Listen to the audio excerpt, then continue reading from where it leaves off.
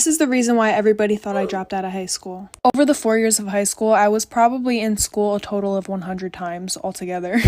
And this wasn't because I was lazy, I mean partially, but it was mostly because I had really bad stomach problems. So I always had these doctor's appointments, I was always missing school because my stomach hurt. So then my junior year, since my attendance was really bad, they decided to put me on home instruction. This means that teachers will come to my house for about 2 hours a day, 3 days a week. And my teachers had to bring with them these time slips, for example saying that they saw me from 9 a.m. to 11 a.m. And when I was a minor, my dad had to sign it. And when they hand in those time slips, those are the hours they're getting paid for. So I had this one teacher. She was my history teacher, but we would literally just gossip the entire time. She was mad chill. Sometimes, though, she would cancel on me, and sometimes I would cancel on her. But this was my senior year, so I was 18. So I was able to sign the time slips. So I saw her once a month when I was supposed to see her 4 times a month. So every time she came, I signed 4 time slips. I got the credit, she got the check. Story time about the time a nail salon took advantage of my blindness. My sister and I got our nails done. We used to go all the time, and while the lady was doing my nails, she asked me how I knew how much money I had. At the time, I used cash, never again after this, but I told her that I folded my bills a certain way. I told her that I folded my 20s different than my 10s, different than my 5s, different than my 1s. Anything of her asking that question, I think it's a good question, and I just thought she was curious. I got done with my nails, she walked me towards the front, and my sister was actually just finishing up with hers, so it was perfect. There's another man at the front, and he asked me how I knew how much money I had. And the same thing. Before I left to go to the nail salon, I made sure exactly how much money I had. My sister helped me count it, helped me make sure that I folded the right bills, just so I knew how much I had, how much I would spend. I gave her the money. Positive that I gave her the right amount because it was just folded, it was folded perfectly, and I counted it out. She takes it, starts talking in a different language, and then tells me that I owe her $20 more. Or I didn't, and I told her the exact amount I gave her, and she's like, no, you didn't give me this amount, you gave me that amount. Like for part 2. Part 2, the time a nail salon took advantage of my blindness. We go back and forth a few times. I'm positive that I gave her the right amount, really counting it back to her, and she's like, no, you're wrong. And at this point, more people are walking into the salon, so I'm getting really uncomfortable. Back at it, I should have pulled out my phone that has a money reader on it and read her the money using my screen reader, but I was super uncomfortable and more people were walking in, and I just wanted to leave it at that. My sister was paying somewhere else. I had no idea where she was, and I didn't want to call out to her or anything, so when we got home, I wanted to double check that these people were actually scamming me. My sister helped me look at the money, and aside from the amount I paid for my nails, obviously in the tip, I was missing $20. We can learn something from most situations, and this situation just taught me to not carry around cash. I never went to that nail salon again. I actually got my nails somewhere else today, and I think they look pretty good. I mean, I can't see them, but let me know. This is a story of the time that I caught my neighbor's mom talking smack about me. So I don't know about you guys, but every single Wednesday in my middle school, we would have a bagel sale. And some people's parents would come in to help out. And my neighbor's mom was one of those parents. And I had a best friend at the time whose mom would also work at the bagel sales. But this best friend of mine, her mom never let us hang out with each other because she felt that I was a bad influence on her. When in reality, it was the complete opposite. So basically her mom wouldn't let us hang out. And sometimes my friend would go with her mom in the morning, basically as a ride to school, and to help out with the bagels too. And one day when she went in with her mom, my neighbor's mom also was there too. So my friend starts eavesdropping into their conversation, and my friend's mom brings me up and says how much of a bad kid I am and a bad influence. And my neighbor's mom was like, oh wow, that's my neighbor, like we always suspected something bad about her, our whole entire neighborhood knows this about her, basically making stuff up about me. So then I go home crying, tell my mom. Part 2 of catching my neighbor's mom talking smack about me. So my best friend tells me all these things that my neighbor was saying about me, obviously. And I got really upset, so I went home and I just started to cry. Because for some reason I felt like when I was younger, every one of my friends' parents hated me. And I never really knew why.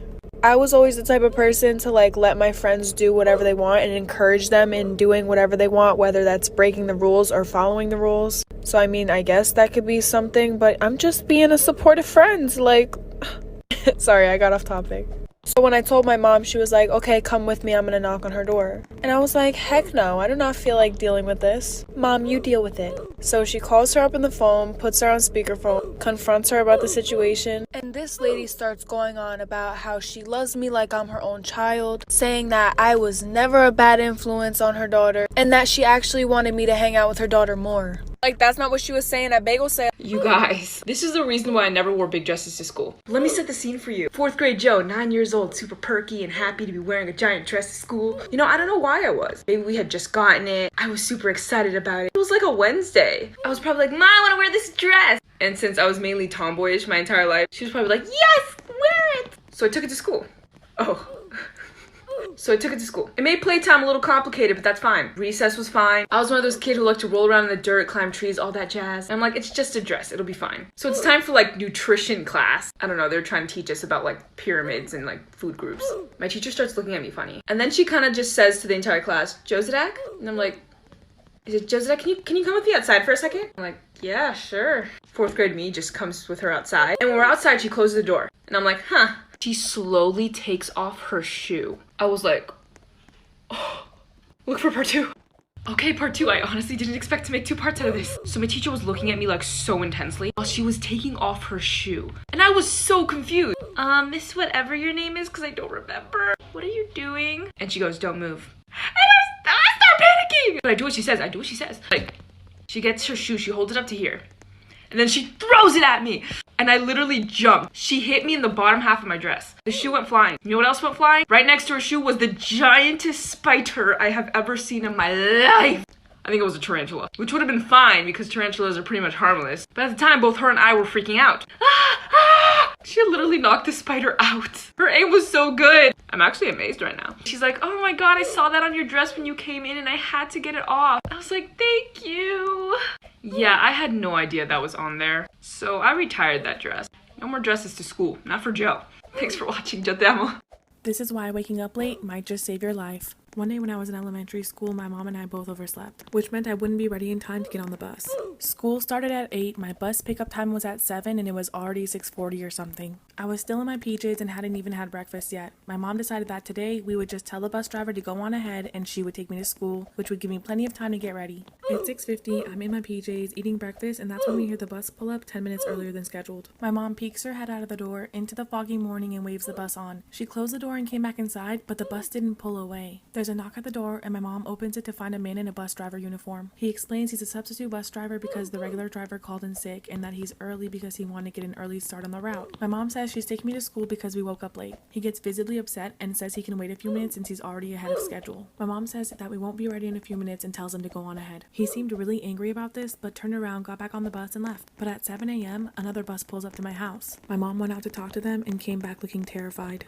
Part 2 of why sleeping in might just save your life. After talking to the bus driver, my mom came back looking terrified, but she didn't say anything about it and told me to finish getting ready for school. At the time, I didn't know what happened, but my mom would end up telling me a few years later. When she went to the second bus, she found out it was being driven by my regular driver and it was full of other kids that are usually on my route. By the way, the other bus was empty. My mom asked the driver about the substitute driver and about him calling in sick. He tells her that he never called in sick and there is no substitute driver on his route. The driver immediately called dispatch in a panic and told my mom to go inside and call the police and report this incident, which she did without me knowing at the time. There was absolutely no one doing my driver's route that day. Whoever this was most likely a kidnapper who had targeted me. I never heard anything about it again, not even if someone else had ended up being picked up by this mysterious fake bus driver. But chances are, had I gotten on that bus, I would never have made it to school or back home. And if we hadn't overslept on that specific day, I would have been on that bus. When I was little, I found my mom's credit card. And, being a 6-year-old, I saw my mom putting the credit card on her phone, and I knew how she did it. So, I decided that I was going to put it on my phone. So, I put it on my phone, and I was downloading Roblox, because I thought, hey, I can play with my friends here. That day, I spent $2,000 worth of freaking money on Robux. Let's just say a lot of my friends thought I was really cool and rich. When my mom found out, I hid from her for seriously like a day, and then once I got in there, she wasn't mad. She just said I was Captain Robux. When I was younger, I was in Walmart and I was eating a tube of Pringles and I ate them while my mom paid, but I forgot to let the guy scan them, so I walked out the Walmart and the alarm went off and I just started running because I got scared and my mom couldn't find me because I was hiding behind the newspaper things, and the Walmart people called the police because I was missing, and when I hear them show up I thought I was a criminal, so I left my mom a note on the newspaper that said I went to Mexico to start a new life and not come looking for me, and then I took off running with my Pringles and ran for like an hour, and then the cops saw me walking down the road loud, so they pulled over. So I started running again, and then they were using the car intercom thing, and they told me to stop running. So when I did, I thought they were gonna put me in handcuffs and take me to jail, so I was crying and I slapped the officer in the stomach and tried to run again, but he just held me back, and when he asked me what happened to me and I told him, he started crying because he was laughing so hard. And he just gave my mom $2 for the Pringles, and he was still laughing when he left. And that's the time I was a wanted criminal. This is why